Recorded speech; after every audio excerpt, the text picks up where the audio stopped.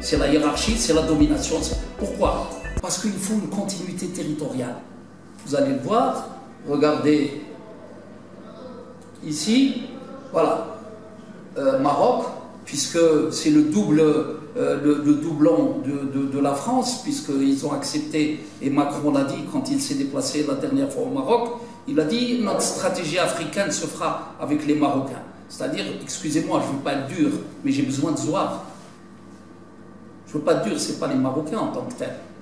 Mais c'est une vision qui accepte d'être dans la stratégie occidentale. Donc, vous allez me dire, oui, vous êtes sévère. Non. Ils ont envoyé leurs troupes au Tanganyika. Ils ont envoyé leurs troupes au Yémen.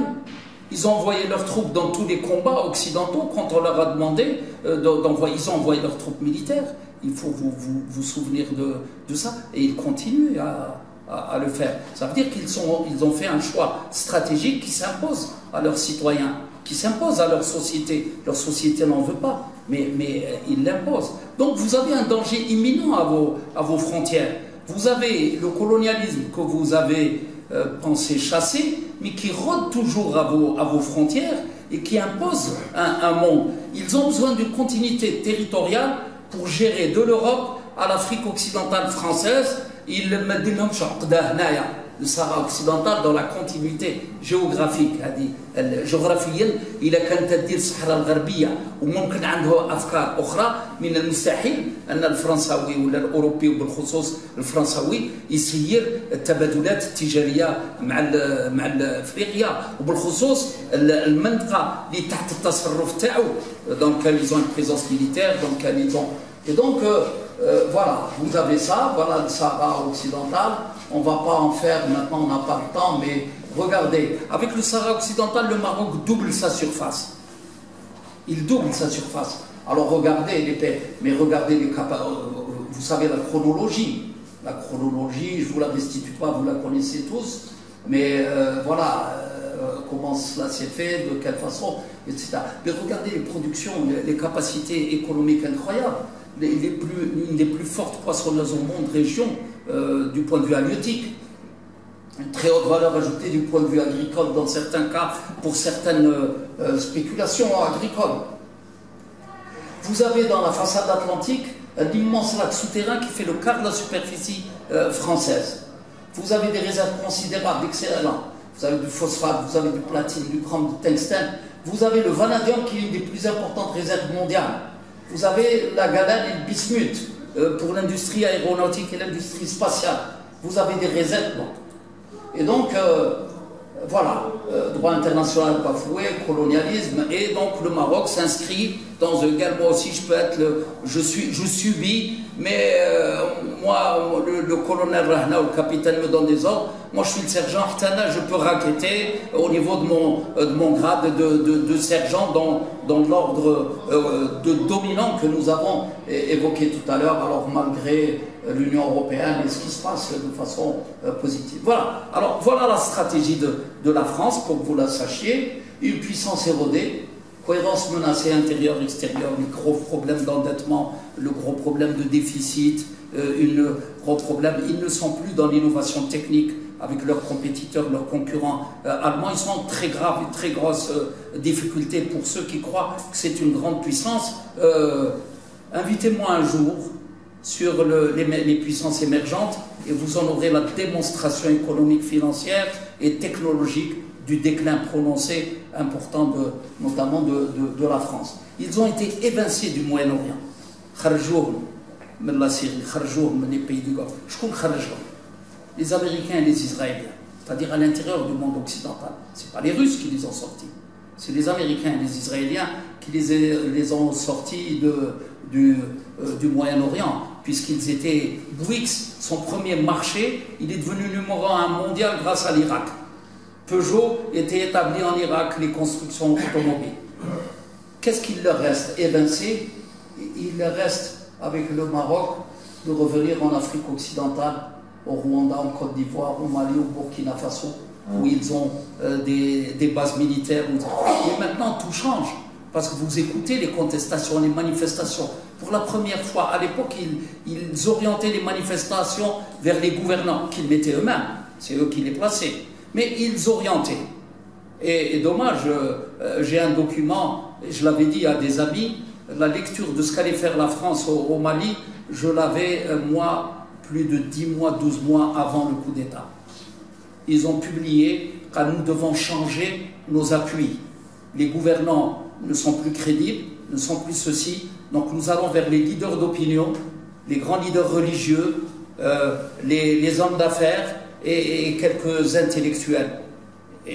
Et ça a été publié. Simplement, les gens n'ont pas la lecture puisque c'est publié dans un espace anodin qui n'avait absolument rien. Et ils l'ont totalement appliqué avec le coup d'État au Mali, puisque c'est l'intégralité, c'est l'imam avec la grande mosquée qui est venu bénir et qui a poussé, etc.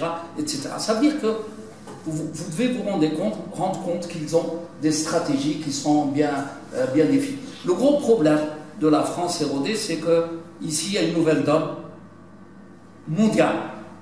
C'est dans cet espace que s'affrontent directement un certain nombre de grandes puissances. Parce qu'au Moyen-Orient, c'est la Russie et autres. Mais ici, c'est tout le monde. C'est la Chine, c'est l'Inde, c'est la Russie, c'est évidemment les Occidentaux, les Français. Tous sont présents. Alors, la Chine est devenue un des plus gros importateurs de pétrole. Elle s'est établie au Soudan, elle a beaucoup financé, elle s'établit partout. La Russie retrouve du PEPS, comment dire, elle est en Afrique centrale, les groupes Taha militaires privés sont présents, et donc la France n'est plus seule. Ça veut dire que c'est une géographie chez nous, dans nos frontières, qui est en totale recomposition, et donc si vous voulez avoir une lecture d'avenir, beaucoup de choses vont changer dans notre région. Nous avons intérêt à être fort et avoir, comme je l'ai dit au départ, avoir une capacité de lecture. En plus, ils ont une capacité financière ébranlée, dette budget. Souvenez-vous qu'à l'époque, pour pouvoir tirer, bombarder la Syrie, ils avaient besoin de missiles guidés. Et ils ne les avaient pas. Les Américains ont refusé de leur donner s'ils ne payent pas. واش يقولوا الرأي العام تاعهم؟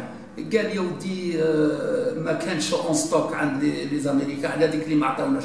والحقيقه هو ان قالوا لهم مولوا من جهه مولوا، والخلفيه تاع الامريكان قال نقص tu n'es pas poids lourd, tu es un poids léger, il faut que dans la hiérarchie mondiale tu reviennes là où tu étais.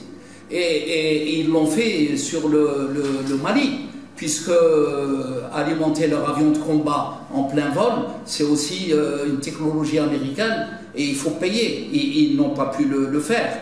À telle enseigne qu'ils ont demandé à beaucoup de pays s'ils pouvaient atterrir et repartir. Et donc vous voyez que financièrement ils sont... Avec le Covid ça va être pire, parce que l'endettement, parce qu'ils ont emprunté, parce que... Bon, alors ici le Théodénie, c'est un enjeu incroyable. Bassin pétrolier gazier du Théodénie, on dit que c'est un Eldorado, pour que vous sachiez où sont les richesses immenses, etc., etc. Bon, compte tenu du temps, je ne vais pas m'attarder. Et regardez, bon. Alors, ici, regardez, pour la Guinée, vous avez, pour le Soudan, ici, vous avez vers les débouchés, regardez les grandes puissances USA, Chine, Inde, débouchés de l'USA, c'est le golfe de Guinée, l'Europe, c'est la Méditerranée ou bien les oléoducs, et l'Asie, c'est la mer Rouge. Voilà comment ils se partagent. Alors, regardez ce que dit un des éminents spécialistes qui est très bien, que j'apprécie beaucoup, mauritanien, Berditej, qui est à l'école militaire à Paris. Il vous dit les grandes sociétés multinationales que vous trouvez, Areva, Total, etc., Major Cartel, poursuivent leurs intérêts stratégiques. Ils disposent de moyens de corrompre, de créer des leurres, ils vous regardent, ça c'est menace terroriste, ils vous créent des leurres, possèdent une armée privée. Souvenez-vous qu'ils ont demandé après l'affaire du côté de Janet Tigantourin, ils ont demandé à ce qu'ils aient leur propre armée pour surveiller leur propre exploitation pétrolière. Ils peuvent armer des rébellions comme ils l'ont fait au Niger, Areva, tout le monde le sait qu'elle a financé des tas de coups d'État et des dissidents. Ainsi, la menace terroriste est amplifiée, voire nourrie, permettant aux États en rivalité de prendre le contrôle des richesses. Bien, alors la partition du Nigeria telle qu'il la projette, la voilà. Alors, les enseignements du Sahel, nous allons tirer ensemble des enseignements comme tout à l'heure. Il y a de nouvelles puissances qui émergent. Le monde, c'est de nouvelles puissances. Ce n'est pas la France, les États-Unis et autres. Il y a de nouvelles puissances qui viennent. Une recomposition internationale et des convoitises. Le bouleversement des rapports de force se fait au Moyen-Orient et en Afrique. Totalement. Ce n'est plus les grandes nations, les grandes puissances classiques, mais vous en avez d'autres. Et ce que beaucoup de théoriciens appellent la géopolitique de l'invisible. Tous ces acteurs travaillent de façon cachée. Vous ne la voyez pas. Alors, terrorisme, interférence, velléité de fractionnement, fragmentation de territoire, domination, hégémonisme, hiérarchie bouleversée, etc. etc. Alors, là, un autre point important, même s'il est un peu, disons, assez sophistiqué, mais je sais qu'une grosse partie vont bien le comprendre, rentrant dans la mécanique de ceux qui font la vraie décision politique aux États-Unis et autres. Les stratèges, pas le président, pas le gouvernement qui... Non, les vrais, la pensée politique. Regardez ce que dit Brzezinski. Brzezinski qui a été le stratège, l'éminent conseiller, le patron des écoles stratégiques américaines durant plus de 30 ans. Le grand danger géostratégique pour les USA, c'est l'alliance entre la Russie, la Chine et l'Iran. Et ça, c'est pas maintenant, hein. Ça, c'est il y a de très longues années. Alors, l'Eurasie, c'est toute la partie de l'Asie centrale, hein, qui nous préoccupe, Iran, mer Caspienne, Pakistan, une partie de l'Inde, se déroule, c'est le combat pour la primauté mondiale. Vous pouvez rajouter le Sahel assez facilement. La tâche la plus urgente consiste à veiller à ce qu'aucun État ou regroupement d'États n'ait les moyens de chasser les États-Unis d'Eurasie ou d'affaiblir leur rôle d'arbitre. Alors regardez, c'est pas anecdotique, mais regardez ce que dit le patron du cabinet fantôme de la CIA. L'objectif n'est pas de vaincre, mais c'est de désorganiser les pays. فتتهم كسرهم حتى لو الجيوش تاعي ماهمش موجودين في الاقليم نتاعهم يلقني نكسرهم من الداخل. Et donc, politique que je recommande est celle de Ronald Reagan envers Iran et Irak. Financer les deux côtés pour qu'ils se battent entre eux afin de ne pas nous combattre. C'était cynique, certainement pas moral, mais ça a marché. Et c'est le point essentiel, les États-Unis ne peuvent pas occuper l'Eurasie. Alors regardez, ils ont emprunté à ce que les grands politiciens connaissent, ce que l'on appelle le schéma bismarckien. Voilà le schéma bismarckien. Les États-Unis sont au milieu. Tout ce monde-là ont besoin des États-Unis, mais aucun ne peut travailler ensemble. La Russie et la Chine tentent de le faire. Le centre se doit de veiller à toujours disposer d'une force capable d'infléchir en sa faveur et de manière décisive d'incliner le rapport de force. Alors c'est marrant, regardez ce que dit Friedman. Il vous dit l'intégration économique de la planète requiert la disposition de la puissance américaine. La main invisible du marché ne peut pas fonctionner sans un point caché. McDonald's ne peut pas fonctionner sans McDonnell Douglas. Il fait le jeu de mots. Vous connaissez l'avionneur, le capacité de bombardier, tout McDonnell Douglas. Ils ne peuvent pas. Il faut qu'ils fonctionnent en duo. Qui construit les F-15 et le point caché qui rend le monde sûr pour les technologies de la Silicon Valley. Tout s'appelle l'armée, la force aérienne, la force navale et les marines des États-Unis. Pendant qu'ils alimentent des pays, Tunisie et autres, sur des petites dissensions,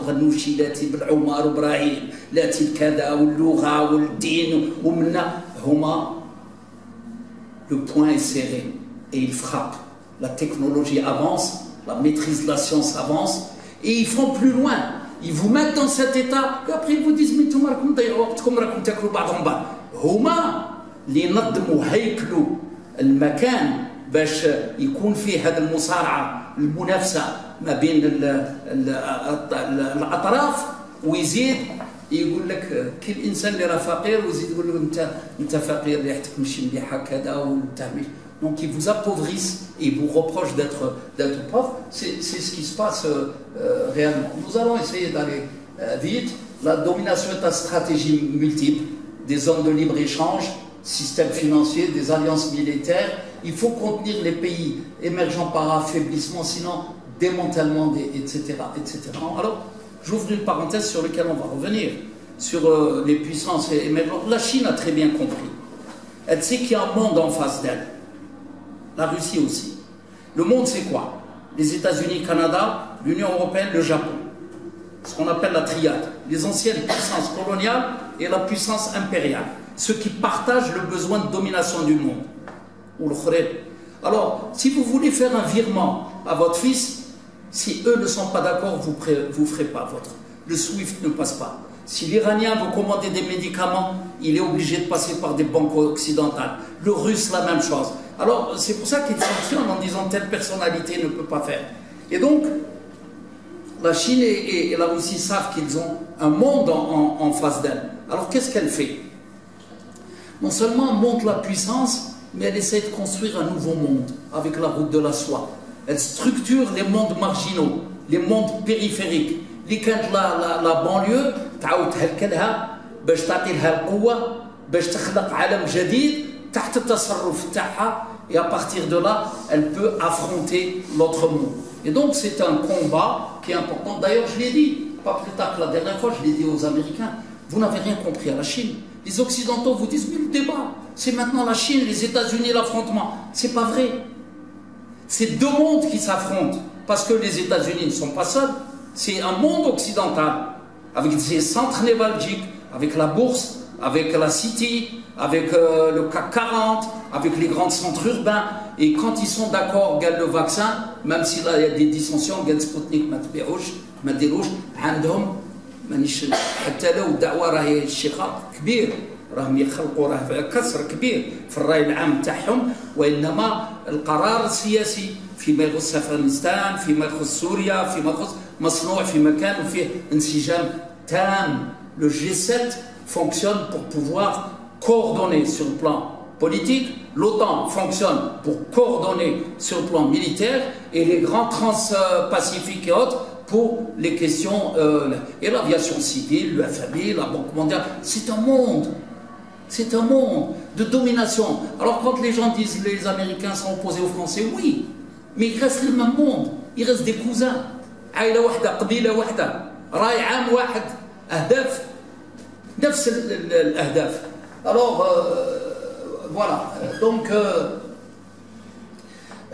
une petite digression sur le terrorisme pour qu'on décomplexe l'affaire. L'islamisme, on en parle souvent. Et comme on a subi les affres de cela, on a tendance à croire que l'islamiste en tant que tel, c'est lui. Oui, c'est lui, c'est vrai.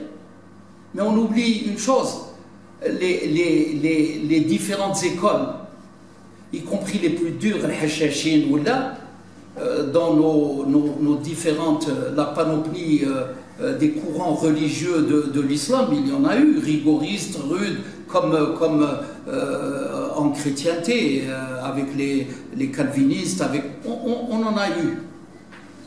Mais violence structurée en militaire, non. C'est la première fois dans les époques contemporaines que nous l'avons. Alors, très rapidement, restituons l'histoire. Ils ont été utilisés en Égypte contre Nasser, financés par la société des eaux de Suez. Le gendre de Hassan el-Benna. Hassan el-Benna était financé par la compagnie de Suez et la compagnie des eaux. Le gendre Ramadan, Saïd Ramadan, passeport diplomatique jordanien donné par l'attaché militaire américain. Les deux fils au Tariq ou l'autre, centre culturel à Munich, banque à Genève en Suisse, conseiller de Semehli, le premier ministre de l'époque de Blair. Ils sont une carte et on oublie tellement, on nous assène constamment que c'est de notre faute, que nous, l'islamisme, que nous, on est violent. On oublie qu'ils l'ont utilisé en Afghanistan contre les Russes, pour chasser les Russes. Ils ont créé, et vous allez en voir la preuve photographique, Daesh, pour combattre la Russie. Souvenez-vous ce qu'on a dit tout à l'heure. Ils avaient peur de la Russie dans les accords de Berlin, de l'influence russe, donc ils ont fractionné l'Empire ottoman. Ils font la même chose au Moyen-Orient, surtout que la Russie vient. Mais la Russie a une capacité de lecture de l'histoire. Et Poutine répond. Et donc, vous voyez que les enjeux sont toujours les mêmes. Ils se renouvellent. Alors, Daesh qui vient comme par hasard, Daesh n'a jamais combattu réellement les Occidentaux. Elle combat qu'en terre du Moyen-Orient, en terre d'islam. Elle n'a jamais combattu les Israéliens puisqu'elle s'est fait soigner. Daesh s'est fait soigner à la frontière syrienne dans le Golan par les hôpitaux israéliens. Et c'est un fait. Non, pour que vous sachiez, Bark, alors pour lancer les printemps arabes, c'est en février 2011, avec la présence de Mahmoud Djibril, le numéro 2 du gouvernement, du chef d'opposition, BHL et McCain. McCain, souvenez-vous, c'était le leader des Républicains, le patron au Parlement des services de renseignement et qui était l'ancien général qui a été prisonnier au Vietnam et qui est décédé, mais qui était le leader. Il était patron de services spéciaux particuliers, chargé des déstabilisations et des grandes révolutions, Orange en Ukraine et autres. Pour que vous sachiez qu'il y a une arme absolue qui gère les printemps, les marches, les ceci et cela. Et ça s'est passé en février. Le financement de Nusra, le Congrès américain en séance secrète a voté le financement en septembre 2014. Et sans faire exprès, fier, l'Arabie Saoudite ils ont retiré très rapidement à la télé, ils en ont parlé, puis après ils se sont fait taper sur les doigts, ils l'ont retiré. Avant de recevoir McCain, regardez, un mois avant, regardez Ibrahim al-Badri, il crée au nom de guerre Abu Bakr al-Baghdadi. Vous allez voir le Baghdadi à McCain, vous allez voir Mohamed Nour, porte-parole des brigades Tempête, le front Nusra à McCain. Vous allez voir le Mahdi al-Hariti, le brigade de Tripoli, etc. etc. Regardez-les.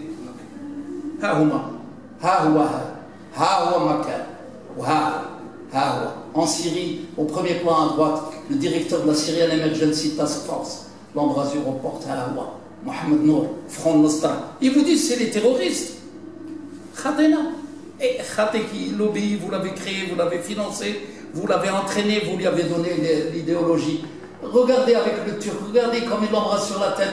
Regardez, ils ont diffusé le turco-irlandais, le Mahdi al-Hamdi. En réalité, lié le libo-irlandais Mahdi al-Hariti, où on le voit l'embrasser comme son père, qui est un des chefs des grands groupements terroristes. Regardez-les.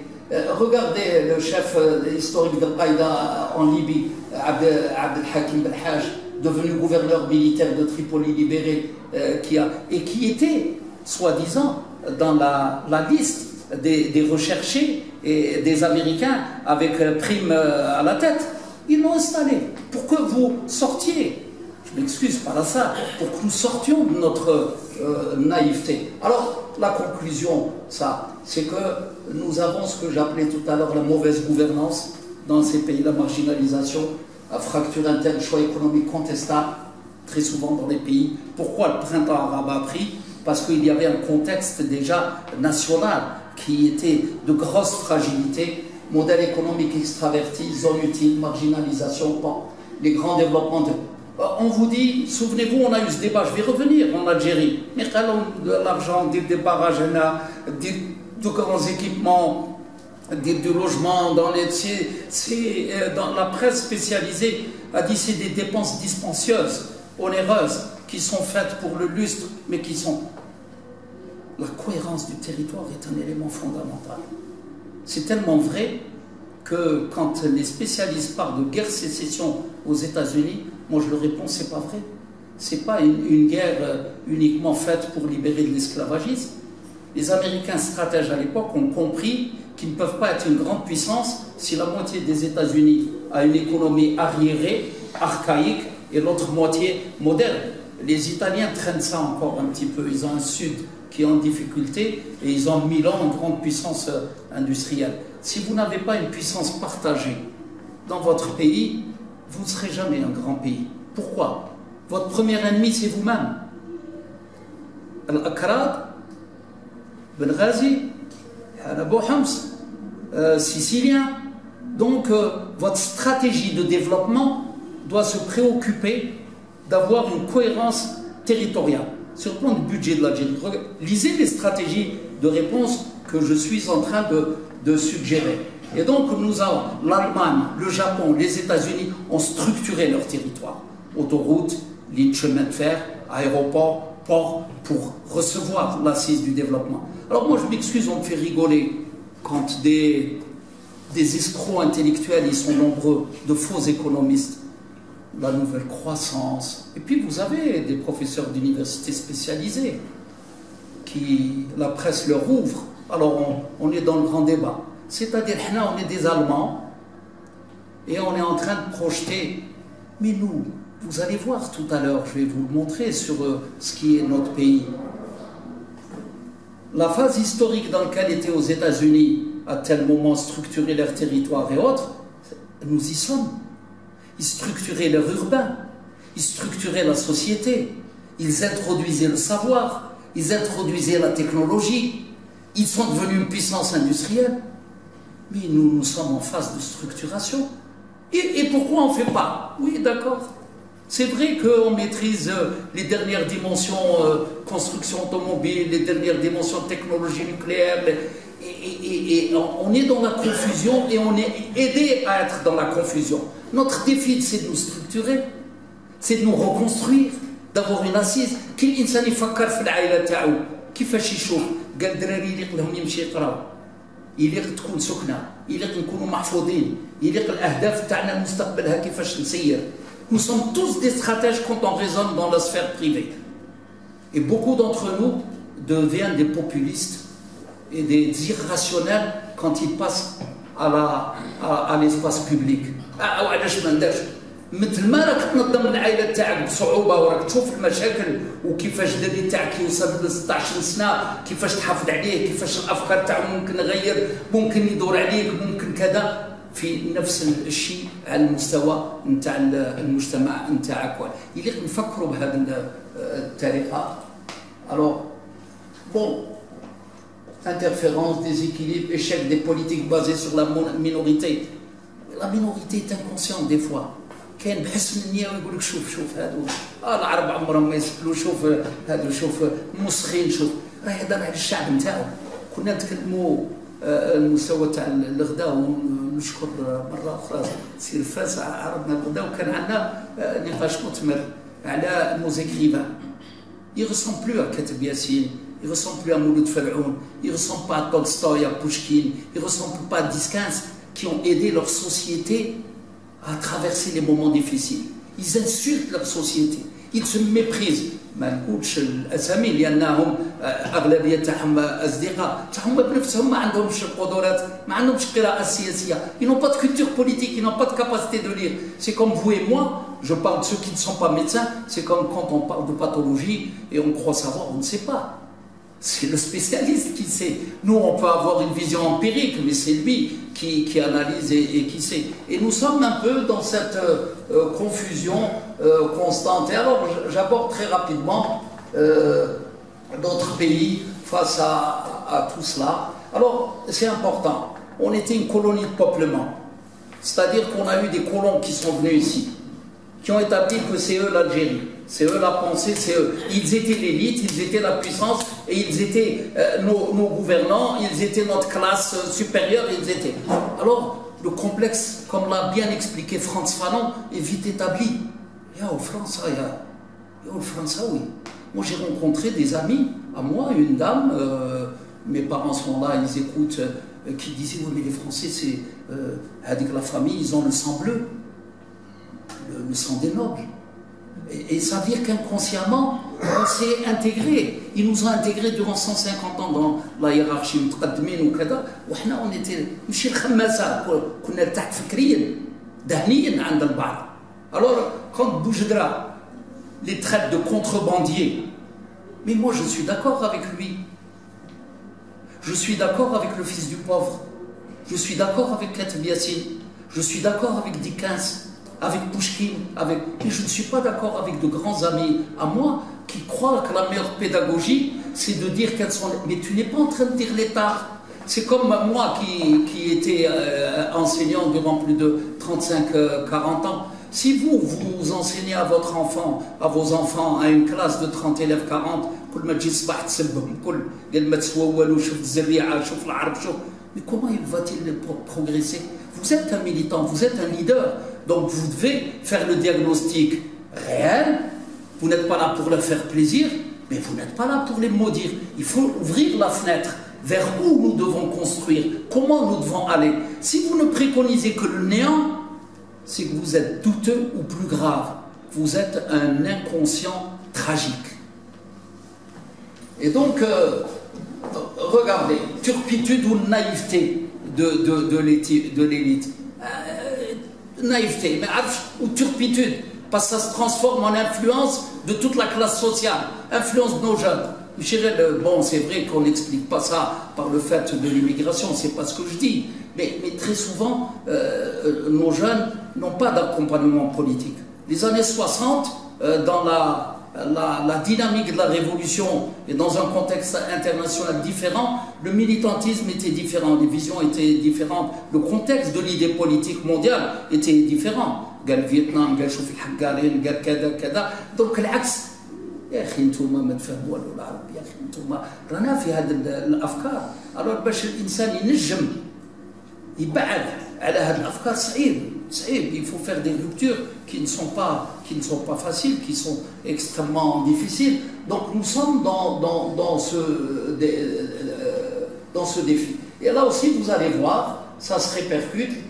Les ressources financières, on a eu un débat, souvenez-vous, on va y revenir, le débat de la subvention. On va atterrir sur nos préoccupations nationales et vous allez voir qu'il y a des gens qui ont provoqué un débat. Nous, on croyait que c'est un débat, les jeunes,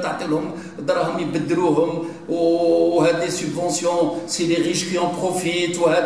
Il y a eu ce débat. Et puis, les créateurs de richesse. Ça, c'est il y a 7-8 ans. Hein.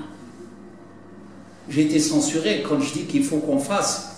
On m'a demandé, j'étais à Paris en train de faire une conférence.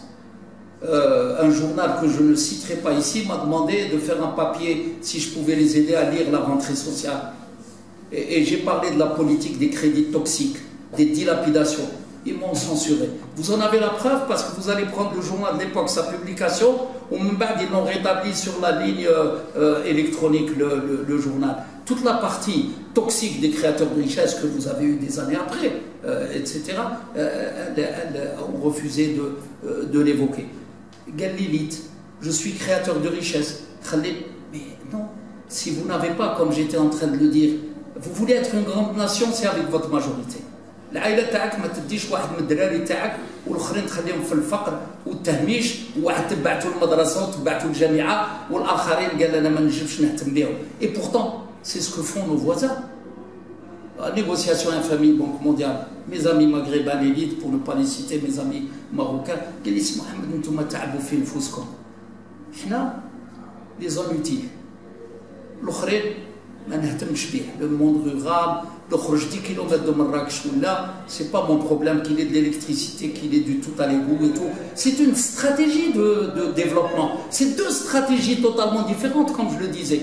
Mais ils ne pourront jamais être une grande nation s'ils persistent dans cette stratégie. Il faudra qu'ils modifient. Et pour modifier, ils ont 20 ou 30 ans à rattraper, comme nous l'avons fait. Du logement social, du logement rural, éteindre les bidonvilles, arrêter les fractures, parce que ça finit par je m'excuse l'expression, péter sur la gueule des gens. التهميش والكسر والتهميش الاجتماعي عنده تكلفة يليق الإنسان يخلصها, عنده هذه المديونية اللي يليق الإنسان. Alors ça, c'est des choix aussi économiques.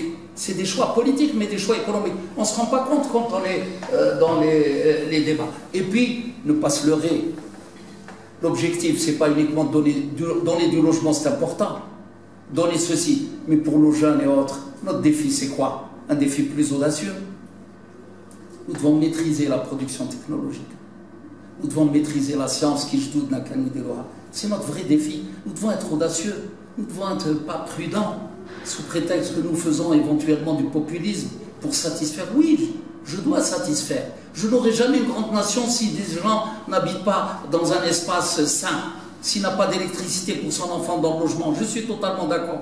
Si on ne vide pas les bidonvilles. Mais à côté, on doit avoir de l'audace, comme l'ont eu les Chinois, comme l'ont eu les Malaisiens, comme l'ont eu les Coréens, mais de façon structurée. On va voir comment. Pas comme ça, de façon un peu populiste et autres. Le rôle des IDE, les IDE, l'investissement. Excusez-moi, le spécialiste que j'essaie, sans prétention. Je ne le connais pas. Si vous connaissez un pays du sud de la Méditerranée qui s'est développé grâce à l'investissement étranger, désignez-le moi, je veux bien le savoir. Alors l'IDE, d'accord. Un os. Vous êtes obligé de leur donner un os. Pour apprendre les règles de managériat, vous avez besoin d'eux. Pour qu'ils enseignent à vos enfants, vous avez besoin d'eux. Mais seul votre enfant qui reviendrait permettra au pays de redémarrer. La bombe nucléaire du Pakistan, c'est un Pakistanais qui a d'abord étudié en Angleterre avant d'aller aux États-Unis et qui est revenu et qui a fait la puissance nucléaire du Pakistan. L'intégralité, le démarrage du développement chinois, c'est grâce à une grosse partie de Chinois vivant aux États-Unis et autres. Donc le transfert technologique, c'est vos enfants. Et vos enfants qui sont à l'étranger, si vous n'avez pas une conviction partagée, sinon pas une bonne lecture du monde, il va rester.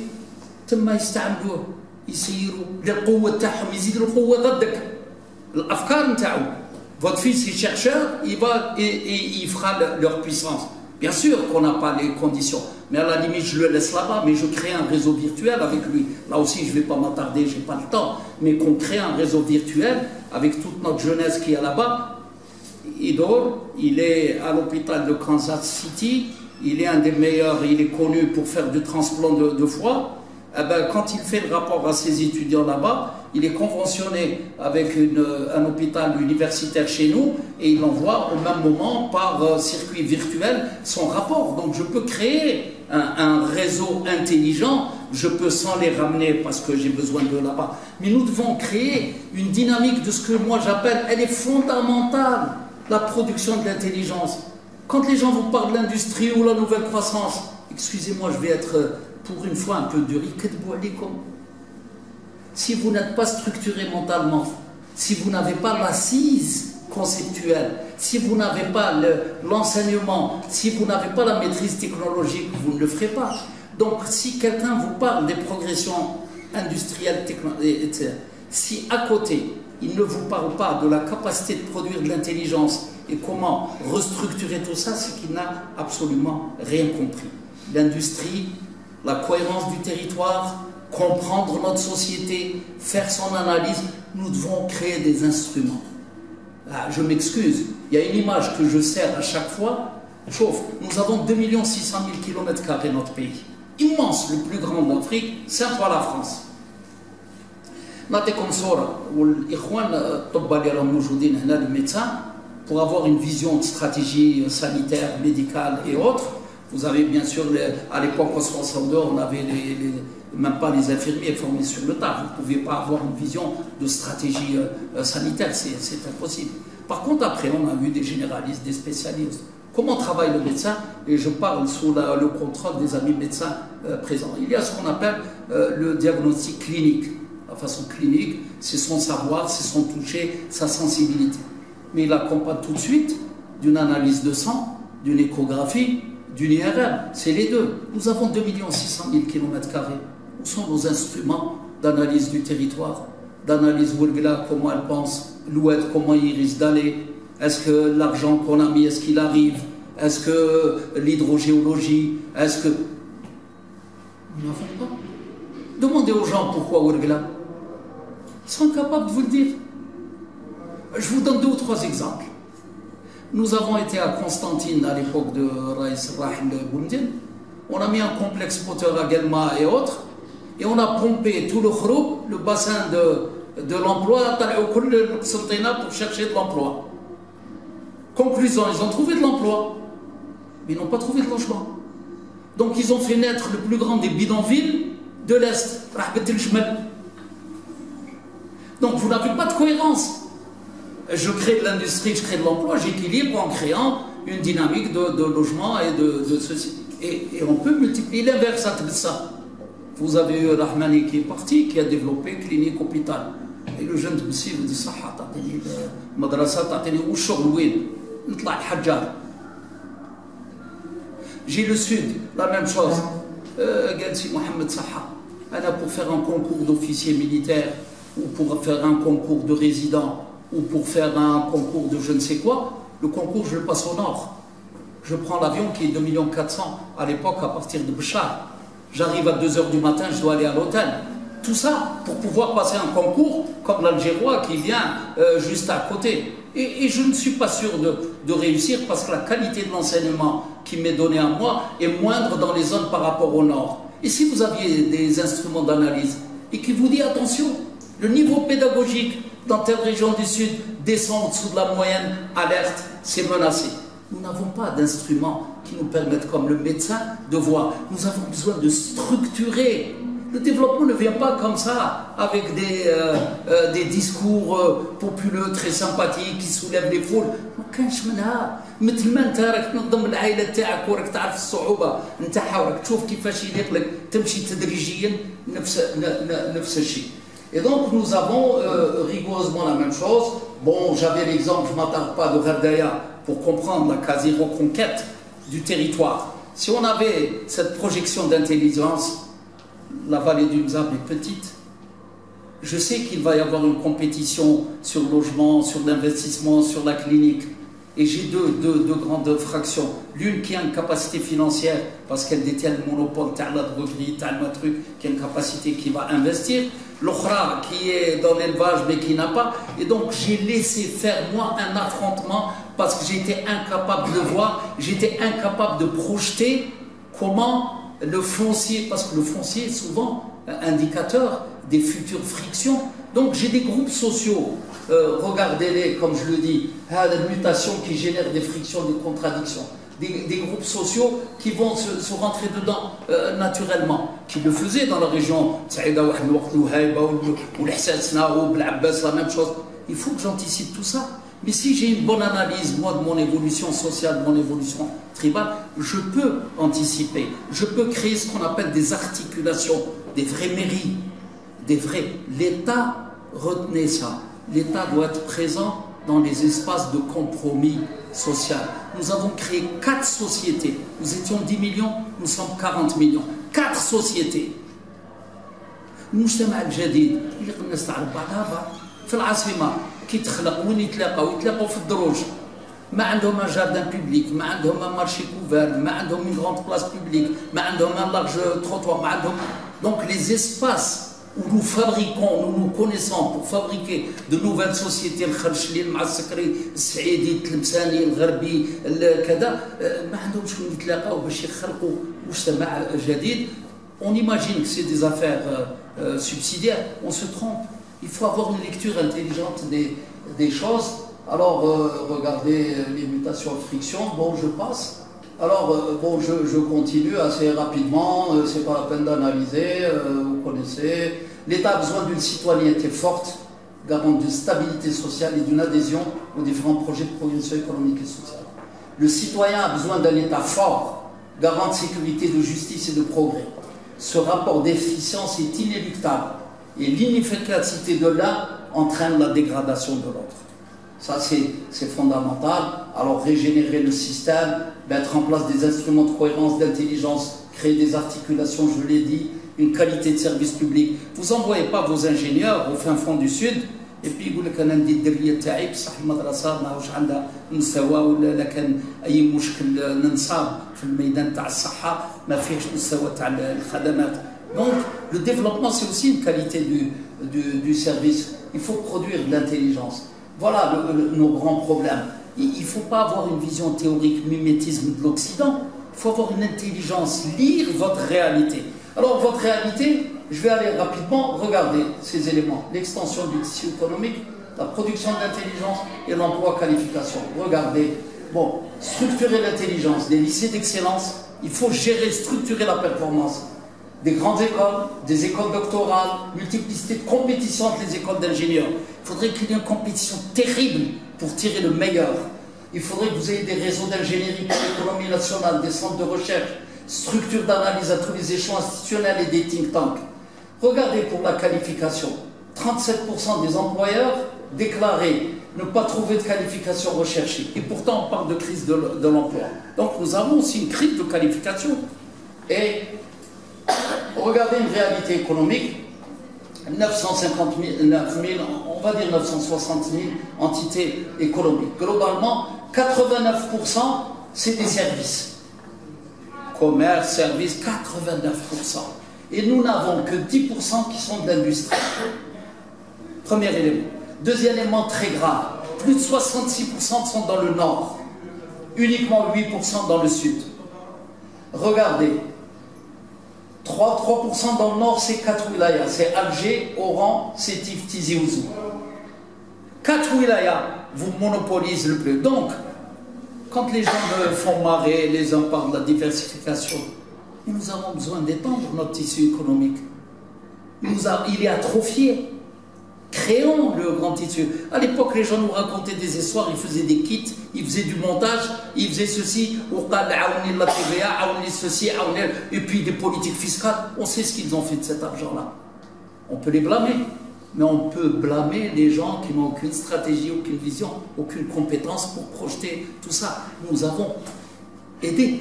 Le manque de stratégie, le manque de vision a aidé au grand dérapage. Les dérapages. Et donc, nous avons besoin d'étendre notre tissu économique, de créer des conditions politiques. Regardez l'autre problème.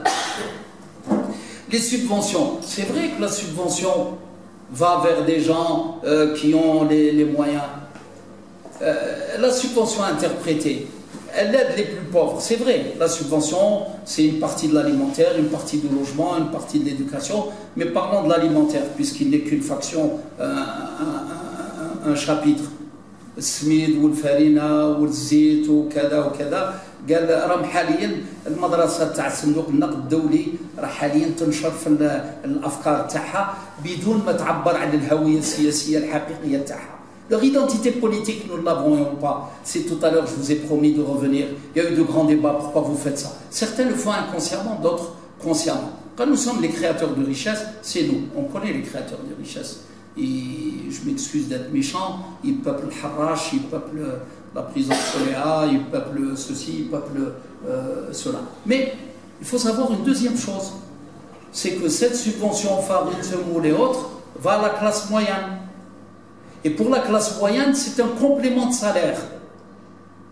Alors moi j'ai eu une discussion avec le patron du syndicat à l'époque égyptien et latino. Il m'a dit, mais moi je suis le premier à défendre la réalité des prix. La réalité des prix, c'est la réalité des salaires. Et moi, mon ouvrier, il faut qu'il paye bien. Donc, si on fait la réalité des prix, les subventions, ben, il faut payer les gens le salaire, le vrai salaire. Et si vous payez le vrai salaire, il faut compresser au niveau des entreprises. Et il faut gérer le désemploi. Ça veut dire que vous avez une architecture, elle est mauvaise, mais elle existe. Si vous voulez la modifier, il faut la modifier par une autre architecture. Vous n'enlevez pas un pilier, il faut remplacer une architecture mauvaise par une nouvelle architecture. Pas facile, il faut le faire de façon progressive et intelligente. Alors du jour au lendemain, les Égyptiens ont des subventions sur le blé et l'essence. Le lendemain,